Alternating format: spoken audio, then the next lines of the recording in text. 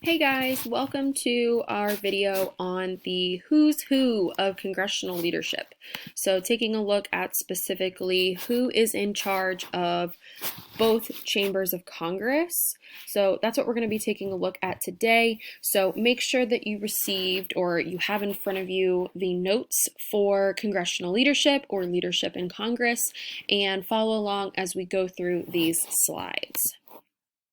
Okay, so this is a very broad overview of what we're going to be talking about today in this video. I'm going to be focusing first on the House of Representatives, then we will move into the Senate. So as you can see from this chart, which is on the back of your notes, the House of Representatives is headed by a Speaker of the House of Representatives.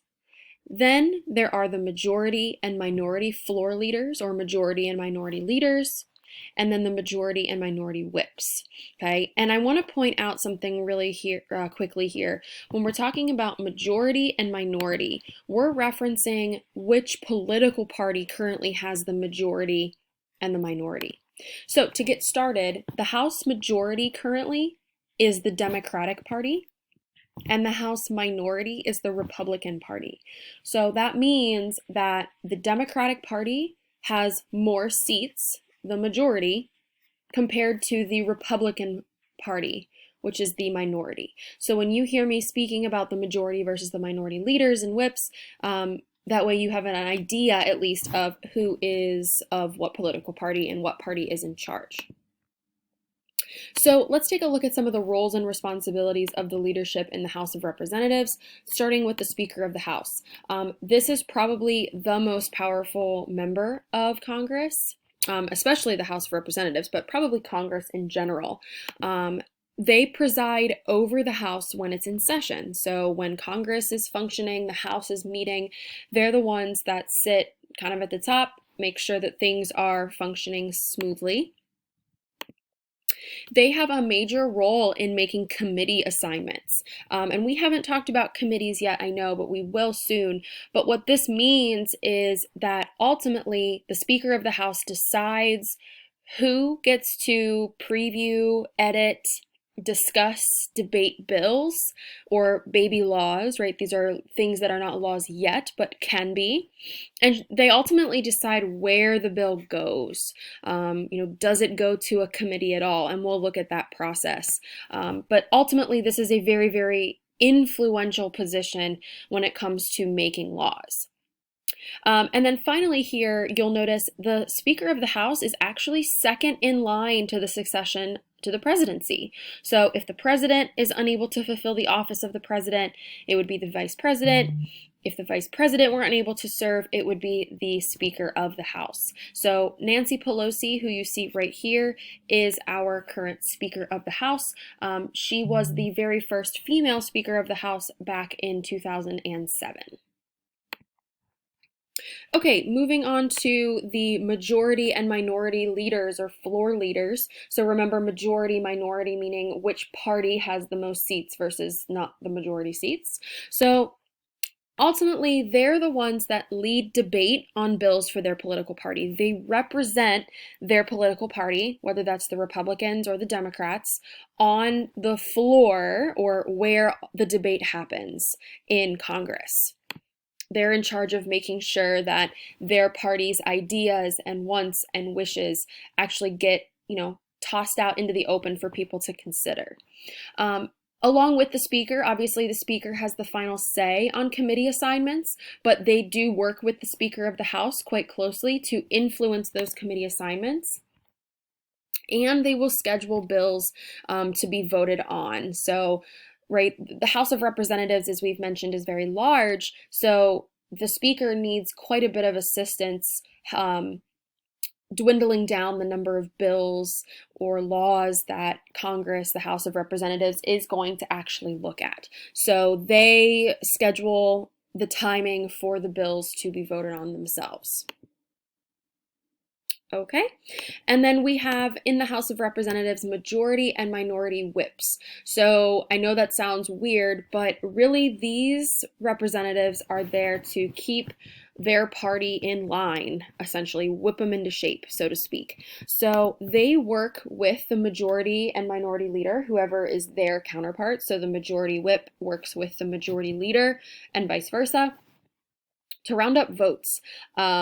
Right? They want to make sure that their party and their party members, whether they're Republican or Democrat, are voting for their party's bills and policies, right, as much as possible. So they're there to work with the leaders to round up those votes. They're really in charge of party discipline as well, keeping that tally of votes, like I said.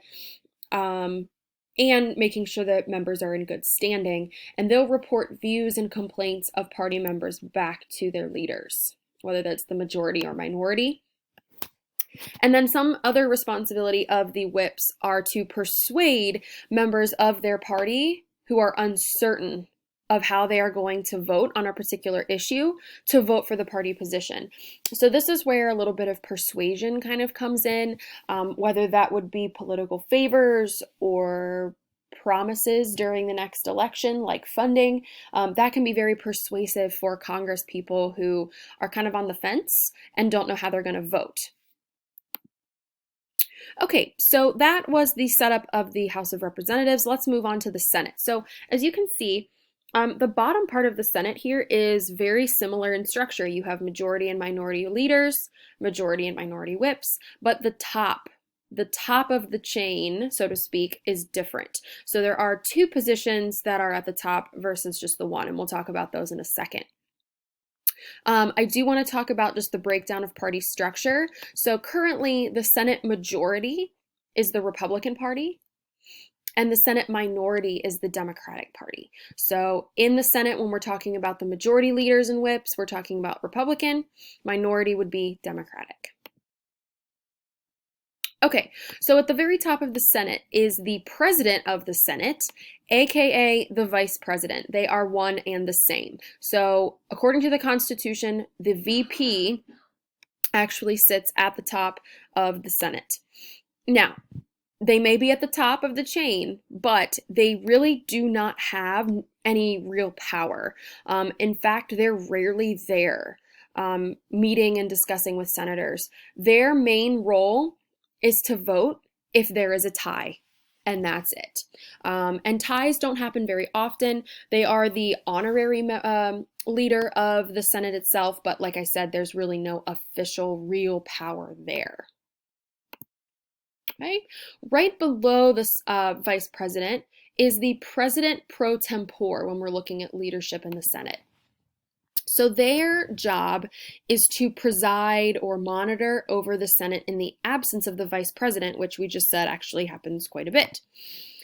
Usually, this is the senior member of the majority party. Now, senior does not necessarily mean old, guys, but it typically correlates because this means whichever party is the majority, so right now in the Senate, that's Republican, whatever Republican senator has been in the Senate the longest is given the position of president pro tempore.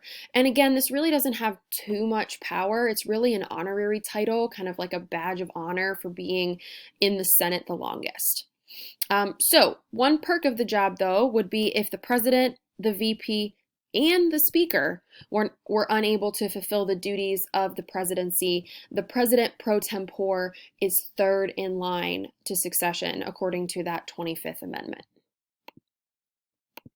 Okay. Now, just like the House of Representatives, the Senate has majority and minority leaders. So again, they're rounding up votes on legislation, tallying up those votes, deciding, leading debate, I should say, scheduling what occurs when the Senate is in session. The majority leader in the Senate is very responsible for that, arguably more so than the minority leader. And again, just like we saw with the House of Representatives, they're responsible for working with other leadership in the Senate to influence committee assignments. Okay.